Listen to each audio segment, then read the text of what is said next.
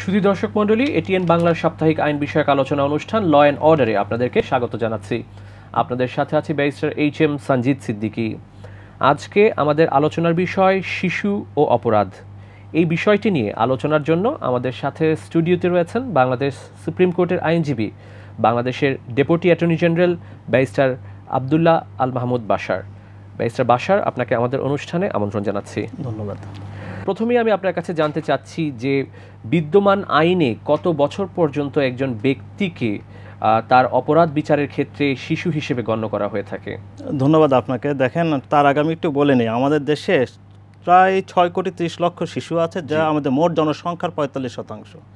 এবং জাতিসংঘের কিন্তু আপনি 1990 সালে একটা চার্টার ছিল, যে কনভেনশন অফ চাইল্ড রাইটস, এটার উপরেই কিন্তু আমাদের পরবর্তীতে 74 সালের আইনটাকে সংশোধন করে এই 13 সালে শিশু আইন আমরা আবার আপডেটেড করলাম। এবং এই আইন অনুযায়ী, এই আইনের 4 ধারা অনুযায়ী শিশু বলতে আমরা 18 বছরের যে কোনো ব্যক্তিকে এখানে বোঝানো হয়েছে। তবে এটা নিয়ে অনেক রকম প্রশ্ন রয়েছে, কারণ ইদানিং দেখা যাচ্ছে যে প্রেক্ষাপটে বা যেরকম বিষয়গুলো বিবেচনা করে শিশু আইনের বয়সটা নির্ধারণ করা হয়েছিল। এবং আপনি জানবেন যে 2000 সালের যে নারী শিশু নির্যাতন দমন যে আইন, সেই আইনের সংজ্ঞার 2-এর টয় আবার আপনার শিশু বলতে কিন্তু ওখানে 16 বছর বোঝানো হয়েছে। আর আপনি এটাও জানবেন, আমাদের পেনাল কোডে কিন্তু আবার সেখানে 82 ধারায় বলা হয়েছে 9 বছরের নিচের কোনো ব্যক্তি বা শিশু অপরাধ করলে সেটা অপরাধ হিসেবে গণ্য হবে, যেটা আমরা ডলি ইনক্যাপাক্স। এক্স্যাক্টলি, ডলি ইনক্যাপাক্স। আর একটা হলো যে 83 আবার বলে দেওয়া হলো 9 থেকে 12 বছরের যারা অফেন্ডার হবেন তাদের আবার ব্যক্তিগত ম্যাচিউরিটি, প্রকৃতি, আচরণ বিবেচনা করে তাদের অফেন্সটা কতটুকু গুরুত্বের সাথে বিবেচনা করবে, আদৌ অফেন্স হিসেবে গুরুত্ব হবে কিনা বা বিবেচিত হবে কিনা, সেই বিষয়গুলো বলা হলো। যদি এখানে 9-এর নিচে অপরাধ না হয়, 9 থেকে 12-র মধ্যে যদি আমাদেরকে সেটা বিবেচনা করে তারপরে অপরাধ হিসেবে গণ্য হবে কিনা সেটা নির্ধারণ করতে হয়। এবং 16 সালে 2000 সালের যে নারী শিশু, সেখানে যদি আপনার এটা 16 বছর নির্ধারণ করা হয়, তাহলে শিশু আইনে যে 18 বছর করা হয়েছে সেটা কিন্তু এখন নতুন করে বিচার বিবেচনার একটা দাবি রাখে। জি, ব্যারিস্টার বাশার, আমরা দেখছি বর্তমান সময়ে শিশুরা বিভিন্ন ধরনের অপরাধে জড়িয়ে পড়ছে। একটি সময় ছিল যখন চুরি, ছিনতাই এর মতো সাধারণ অপরাধ তারা করত, কিন্তু এখন আমরা দেখছি যে তারা হত্যা, ধর্ষণ, বিশেষ করে মাদক বহনের মতো তারা ভয়ঙ্কর অপরাধের সাথে তারা জড়িয়ে পড়ছে। এই বিষয়টি নিয়ে একটি রিপোর্টে এসেছে যে বর্তমানে 2 কিশোর উন্নয়ন কেন্দ্রের সর্বশেষ হিসাব অনুযায়ী সেখানে থাকা কিশোরদের 20% খুনের মামলার আর 24% নারী ও শিশু নির্যাতন দমন আইনের মামলার আসামি। এটির দায় কার, রাষ্ট্রের নাকি তার নিজস্ব পরিবারের, এবং এটির রোধে কি করণীয় বলে আপনি মনে করেন? এখানে সমন্বিত দায় রয়েছে। প্রথমত আইনগত একটি দুর্বলতার কথা আমি যেটা বলছিলাম, যে আপনি যখনই শিশু 18 বছরের একজন ব্যক্তিকে শিশু হিসেবে গণ্য করলেন, তখন তাকে শিশু আদালতে তার বিচার হবে।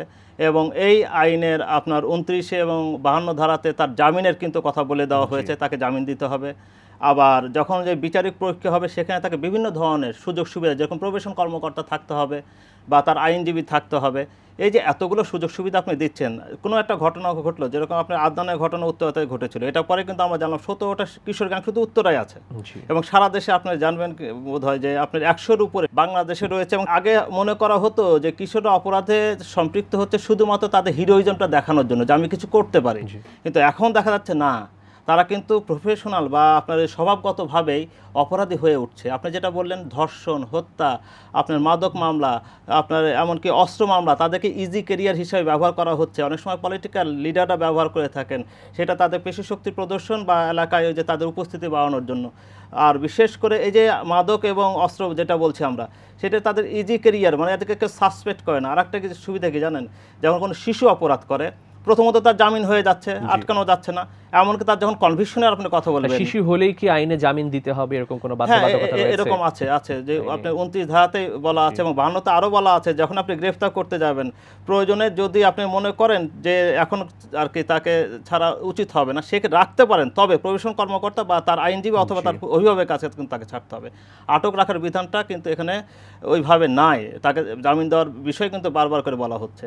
আর একটা বিষয় যে বারবার বের হয়ে যাচ্ছে, আপনি কিন্তু 34-এ আপনাকে তাকে কিন্তু 10 বছর সর্বোচ্চ শাস্তি, সে যতগুলো মার্ডার করুক, যতগুলো রেপ করুক, যে ধরনের ভয়ঙ্কর অপরাধী সে হোক না কেন, 10 বছর উপর আপনি শাস্তি দিতে পারছেন না।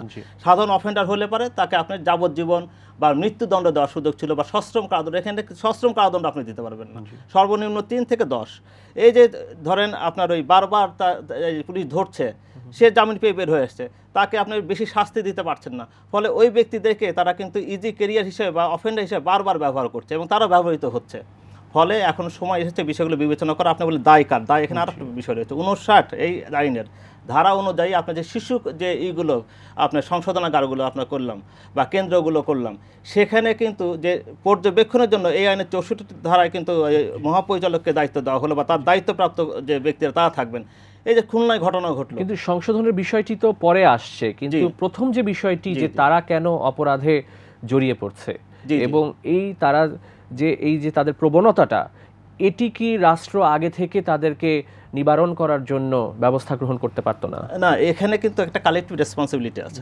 প্রথমত যে আমাদের যে আইনের ফাঁকটা আমি যেটা বললাম, আর দ্বিতীয়ত আমাদের শিক্ষা ব্যবস্থা। তাহলে আপনি বলতে চাচ্ছেন আইনটি আরো কঠোর হলে শিশুর অপরাধ কমে আসবে? যেরকম আপনি স্পষ্ট উদাহরণ তো আমাদের কাছে রয়ে গেছে। আপনি 2006 সালে যখন ইংল্যান্ডে নাইফ ক্রাইম হলো এবং সেখানে কিন্তু আইন কঠোর করা হলো, বিচারিক ব্যবস্থা কঠোর করা হলো, কোনো দিকে তাকে ছাড় দেওয়া হয় না এবং 1 বছরের মধ্যে কিন্তু ইংল্যান্ড আমরা দেখেছি যে ধর্ষণের জন্য এখন সর্বোচ্চ সাজা মৃত্যুদণ্ড করা হয়েছে, কিন্তু ধর্ষণ কিন্তু কমছে না।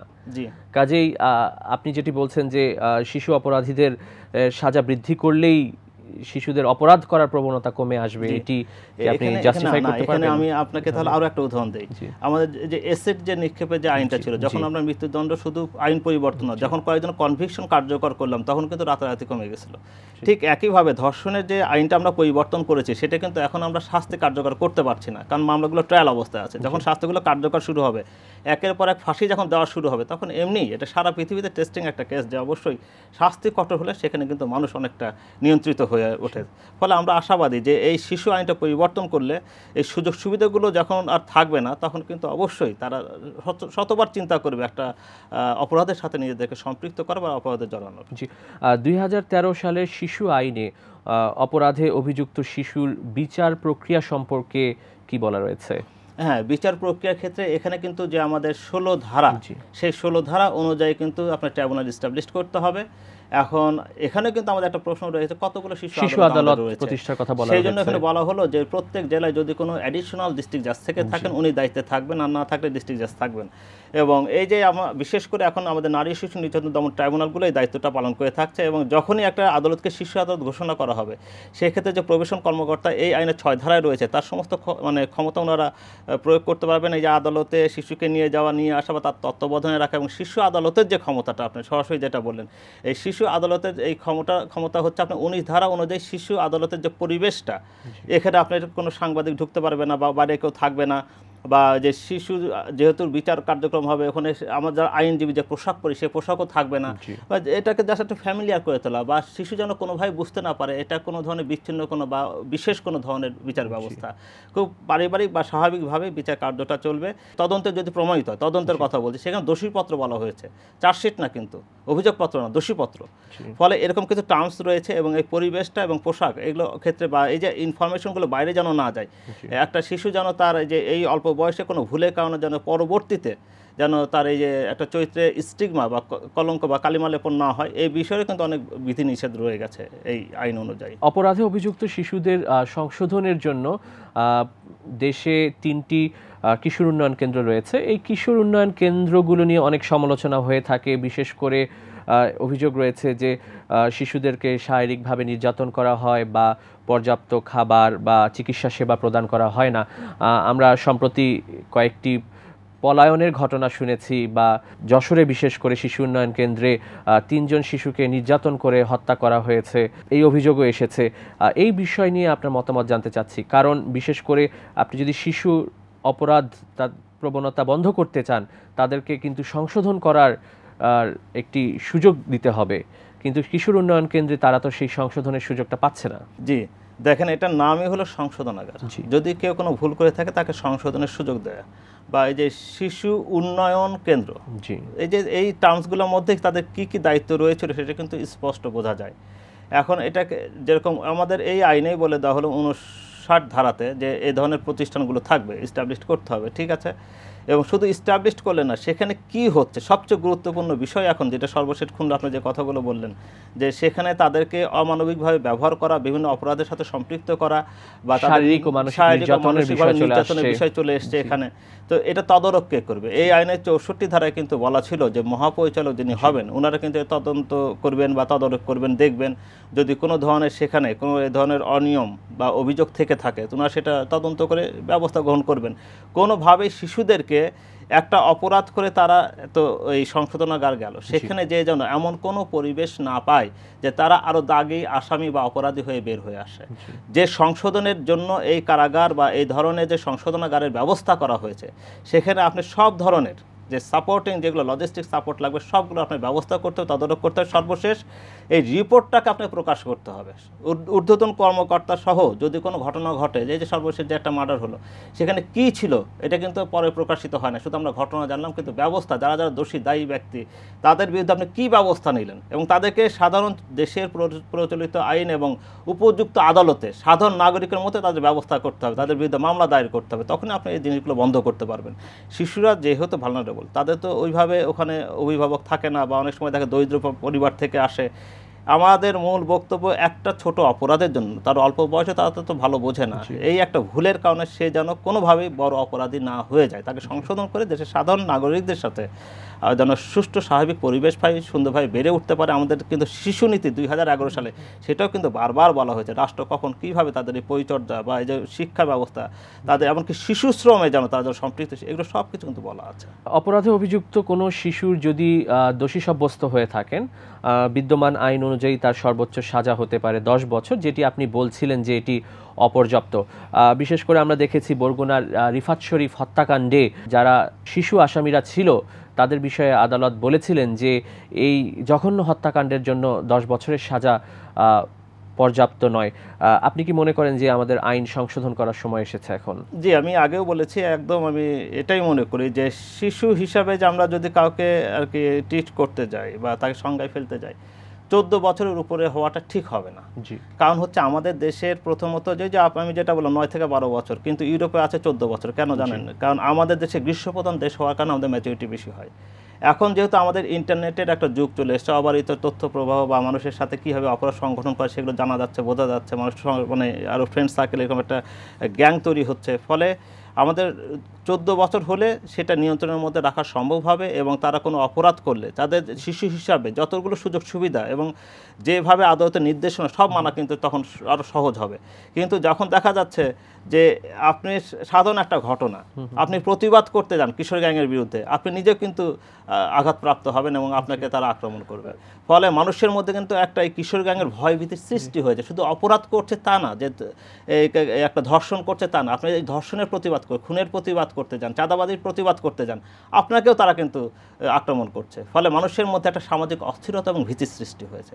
ফলে এখনই সময় এদেরকে নিয়ন্ত্রণ করার, আর এদেরকে নিয়ন্ত্রণ করতে গেলে যখনই তাদেরকে আইনের আওতায় আনা হচ্ছে, তখন এই বিদ্যমান আইন 18 থাকার কারণে এই শিশুরা কিন্তু সব ধরনের সুযোগ সুবিধা পেয়ে আবার বাইরে যেয়ে আবার পুনরায় এই অপরাধে তারা আবার নিজেরা সম্পৃক্ত হচ্ছে। এই জন্য যদি 14 বছর হয় তাহলে কিন্তু আমার মনে হয় যে তাদেরকে নিয়ন্ত্রণ করা অনেক সম্ভব হবে এবং সুবিধা হবে। জি, আপনি আলোচনার সময় একটি বিষয় উল্লেখ করেছেন যে কিশোর গ্যাংয়ের প্রবণতা বৃদ্ধির ক্ষেত্রে সোশ্যাল মিডিয়ার কি কোনো ভূমিকা রয়েছে কিনা?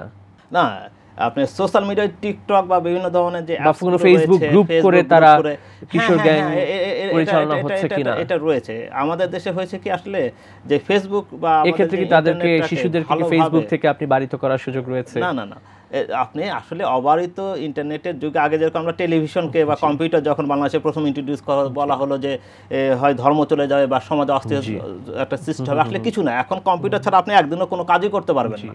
ফলে যে ইন্টারনেট সার্ভিসটা এখন শুরু হয়েছে সেটা কিন্তু আমাদের ভালোর দিকে ব্যবহার করতে হবে। যদি কেউ এ ধরনের ঘটনা ঘটে তাদেরকে আইন দ্বারা নিয়ন্ত্রিত করতে হবে বা তাদেরকে কাউন্সিলিং করতে হবে, তাদেরকে বোঝাতে হবে।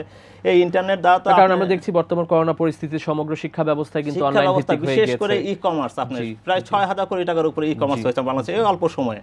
মানে এটা তো একটা বিপ্লবের মতো। আপনার কোনো কিছু খালি ইনভেস্টমেন্ট কিছু, আপনি এখানে আপনার কোনো আপনার বাসা ভাড়া, রুম, দোকান বা অন্য ইউটিলিটি কিচ্ছু লাগছে না, শুধুমাত্র আপনার অনলাইনের মধ্যে ব্যবসা করতে। এটা ভালো দিক আছে। যারা এটার অনেক খারাপ দিকে, যেরকম যে স্ট্যাটাস দিয়ে কোনো রকম আপনার অস্থিরতা সৃষ্টি করা বা একটা অপরাধ সংগঠন করা, এদের বিরুদ্ধে আইনানুগ ব্যবস্থাগুলো নিতে হবে। বা আপনার আইটি সেক্টরে যে বিভিন্ন কমিটি বা ভিজিলেন্স বা আইন শৃঙ্খলা বাহিনী বা ডিএমপির বোধহয় একটা এরকম উইংস রয়েছে, তো এদেরকে সাইবার সিকিউরিটির যে টিমগুলো রয়েছে তাদেরকে আরো অ্যাক্টিভ হতে হবে, তাদের উপরে নজরদারি রাখতে হবে। শিশুরাও কিন্তু এখন বিভিন্ন অপরাধের শিকার হচ্ছে। বিশেষ করে আমরা দেখি যে বিভিন্ন ঘর বাড়িতে অনেক শিশু যারা গৃহকর্মী হিসেবে কাজ করে আসছে, আমরা বিভিন্ন সময় অভিযোগ পাই যে তাদের উপরে অমানবিক নির্যাতন করা হয় গৃহকর্মী হিসেবে। এটি বন্ধে কি করণীয় বলে আপনি মনে করেন? দেখেন, এখানে আপনার গৃহকর্মী সুরক্ষা ও কল্যাণ নীতি 2015 সালের একটা এখানে নীতিমালা আমাদের রয়েছে, এবং সেটা কিন্তু আপনি গেজেট করে আইন করে এটা করা হয়েছে। এবং এটা 7-10 আপনার এই যদি কেউ নির্যাতিত হয় বা কোনো ধরনের তার প্রতি কেউ অমানবিক আচরণ করে, তখন কিন্তু সে সংশ্লিষ্ট যে স্বরাষ্ট্র মন্ত্রণালয়ের বিভিন্ন কমিটি বা আইন শৃঙ্খলা বাহিনী রয়েছে তাদের কাছে উনি অভিযোগ জানাতে পারেন।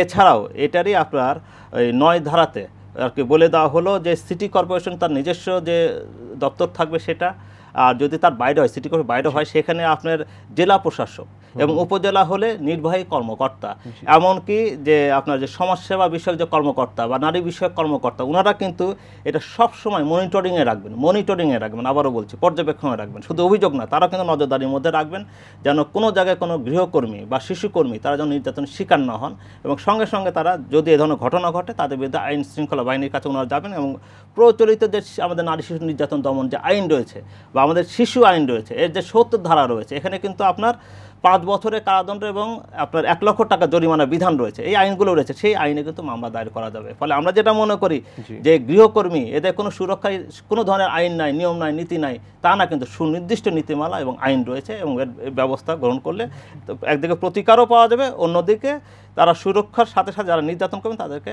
কঠোর আইনের বিধানে নিয়ে এসে শাস্তি দেওয়া সম্ভব। জি, ব্যারিস্টার বাশার, আমরা 17ই মার্চ জাতীয় শিশু দিবস উদযাপন করেছি।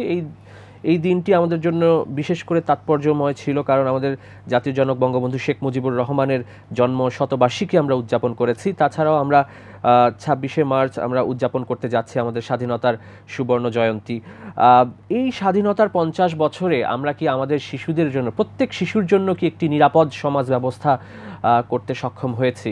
আমার মনে হয় আমরা অনেক দূর এসেছি। জাতির পিতা বঙ্গবন্ধু শেখ মুজিবুর রহমান, দেখেন আমরা সবসময় বলি উনি খুব ভালো আর কি বড় নেতা ছিলেন, মহানুভব ছিলেন, এবং উনি শিশুদের কিন্তু অনেক পছন্দ করতেন। এবং এর সাথে দেখেন যে ওনার দূরদর্শিতা কত দূর।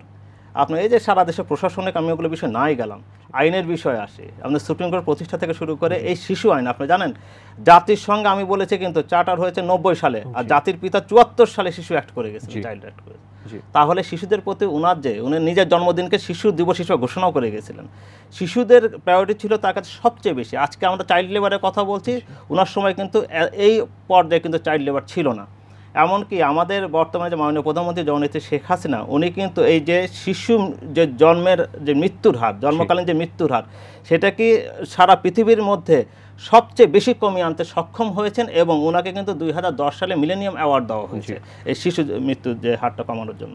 ফলে বাংলাদেশের সুনির্দিষ্ট আইন বারবার হয়েছে, এবং জাতির পিতা 28-4 সংবিধানের যে অনুচ্ছেদ, সেখানেও কিন্তু বলেছেন যে নারী, শিশু, অনগ্রসর জনগোষ্ঠী তাদেরকে এগিয়ে নিয়ে আসার জন্য রাষ্ট্র কিন্তু আলাদা ব্যবস্থা গ্রহণ করবে। জাতির পিতা তখনই সংবিধানে এটা গ্যারান্টি দিয়ে গেছেন মৌলিক অধিকার হিসাবে 28-4। ফলে জাতির পিতার যে স্বপ্ন ছিল, এবং এই শিশুদের নিয়ে উনি বলেছেন সোনার বাংলা গড়তে গেলে সোনার মানুষটা, এটা আপনার আকাশ থেকে পড়বে না, মাটি থেকে গজাবে না, আমাদের মধ্যে থেকে সৃষ্টি হতে হবে। জাতির পিতাই এই কথা বলে গেছেন, আনকোট। তো এই জাতির পিতার যদি সোনার বাংলা গড়তে চাই, শিশুদের প্রতি আরও আমাদের মানবিক হতে হবে, আরও বেশি সহনশীল হতে হবে, আরও বেশি দৃষ্টি দিতে হবে, সুযোগ সুবিধা সৃষ্টি করতে হবে, এবং জাতির পিতার যে শুরু, সেটা ধারাবাহিকতা মাননীয় প্রধানমন্ত্রী যে পর্যায়ে নিয়ে এসছেন, এটাকে আরও বিকশিত করতে হবে। ব্যারিস্টার আব্দুল্লাহ আল মাহমুদ বাশার, আপনাকে অনেক ধন্যবাদ স্টুডিওতে এসে আমাদেরকে সময় দেওয়ার জন্য। আপনাকে অনেক ধন্যবাদ। সুপ্রিয় দর্শক, আমরা অনুষ্ঠানের শেষ পর্যায়ে চলে এসেছি। আপনাদের মূল্যবান মতামত আমাদের কাছে চিঠি লিখে জানাতে পারেন এই ঠিকানায়। পরিচালক, law and order, ATN Bangla, ওয়াসা ভবন, 2য় তলা, 98 কাজী নজরুল ইসলাম অ্যাভিনিউ, কারওয়ান বাজার, ঢাকা 1215। তাছাড়া আমাদের কাছে ইমেইল করতে পারেন l.orderatn@gmail.com। আগামী সপ্তাহে নতুন কোনো বিষয় নিয়ে আপনাদের সামনে উপস্থিত হব। সে পর্যন্ত সুস্থ থাকুন। খোদা হাফেজ।